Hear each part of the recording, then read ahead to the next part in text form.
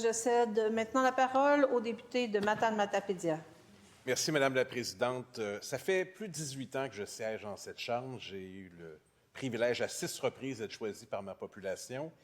Et à chaque fois qu'il y a un discours d'ouverture, que ce soit comme gouvernement ou comme opposition, c'est toujours un moment solennel d'intervenir sur les intentions du gouvernement.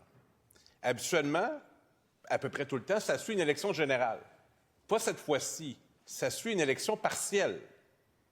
Alors, pourquoi on se retrouve ici aujourd'hui, au début du mois d'octobre? D'abord parce que le gouvernement a décidé de faire patienter la démocratie pendant 2 semaines. On devait entrer le 16 septembre dernier. On est entré le 30 septembre dernier. Pourquoi? Le premier ministre avait besoin de temps pour remanier son conseil des ministres et s'assurer que ces nouveaux ministres puissent s'acclimater à leurs nouvelles fonctions. Pourtant, on avait beaucoup de temps cet été. Et ça me rappelle un peu la fable La cigale et la fourmi. Récapitulatif des épisodes précédents. En juin dernier, le premier ministre se dit insatisfait des résultats de son gouvernement, tout le moins dans l'opinion publique. Il annonce qu'il y aura un remaniement, chose assez inusitée, un remaniement ministériel qui surviendra plus tard. Donc, on peut s'imaginer qu'il y a des réflexions qui se font là-dessus, mais qu'il y a beaucoup de temps durant l'été pour rencontrer les ministres, pour jauger de son équipe et de prendre des décisions. Ce n'est pas ce qui va arriver. Il y aura une élection partielle choisie en plein été. C'est le choix du premier ministre. Selon nos règles, le premier ministre décide de la date d'une élection partielle. Alors, il décide de faire ça le 11 août. Toutes les personnes dans cette Chambre qui ont fait du porte-à-porte à Victoriaville ou ailleurs le savent, ce n'étaient pas les conditions idéales pour la tenue d'une élection partielle. C'est toutefois le choix du premier ministre. Et suite à cette élection partielle, il a pris acte du résultat.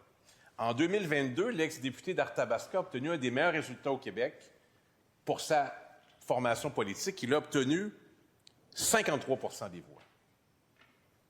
En 2025, le candidat de la Coalition Avenir Québec, le gouvernement du Québec, a obtenu 7 des voix. Et là, comme ça fut le cas dans d'autres élections partielles, ça provoque des réactions.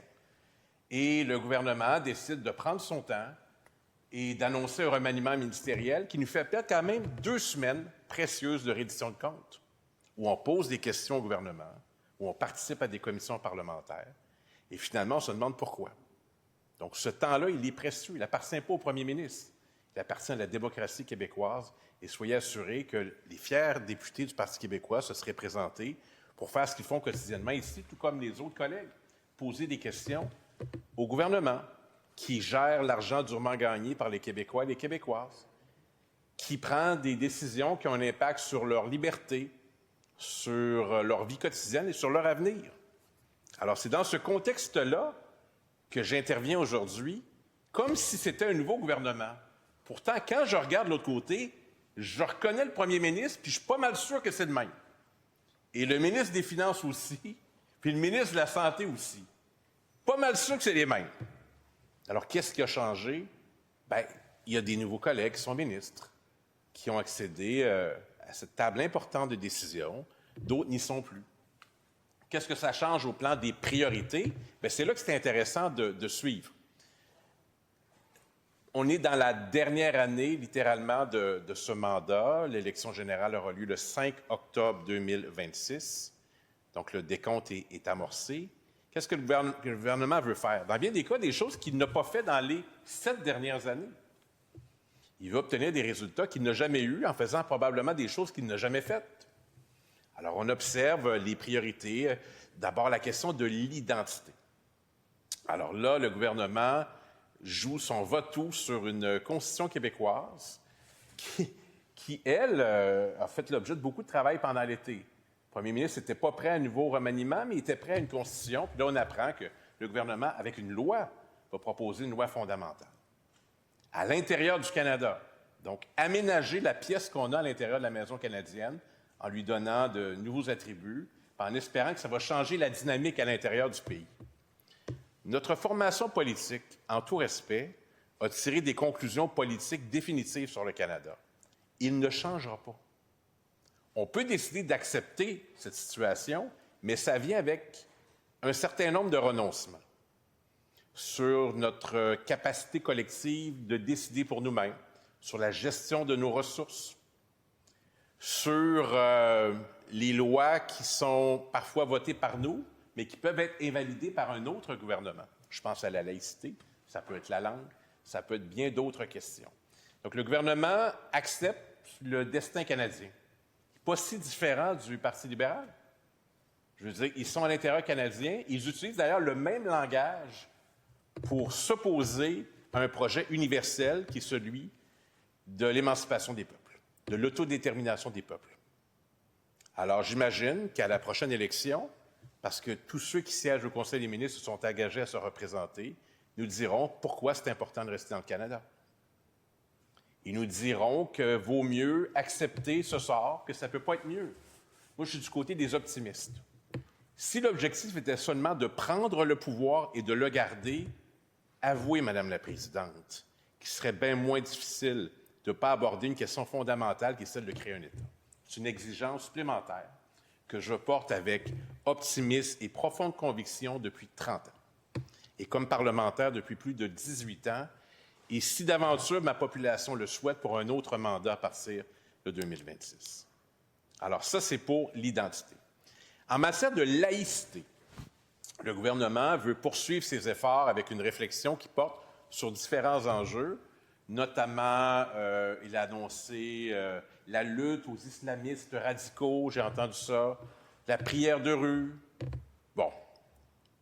Il se trouve qu'un triste événement est arrivé à peu près au même moment, qui est le décès du plus grand sociologue québécois, Guy Rocher, à l'âge de 101 ans. Ça ne s'invente pas. Un des pères de la loi 101, décédé à 101. Il se trouve que je le connais bien, moi, M. Rocher. J'ai eu l'occasion de discuter avec lui souvent. Deux de ses plus grandes convictions pourraient inspirer le gouvernement, mais je conserve des espoirs modérés, surtout pour le premier élément. Guy Rocher, qui a fait l'objet, à juste raison, de nombreux compliments de la part du gouvernement, et ils ont bien fait, a considéré toute sa vie active que le Québec devait devenir indépendant. Jusqu'à la fin. C'était son souhait. Il considère aussi de façon contemporaine qu'en matière de laïcité, il faut aller plus loin et être cohérent.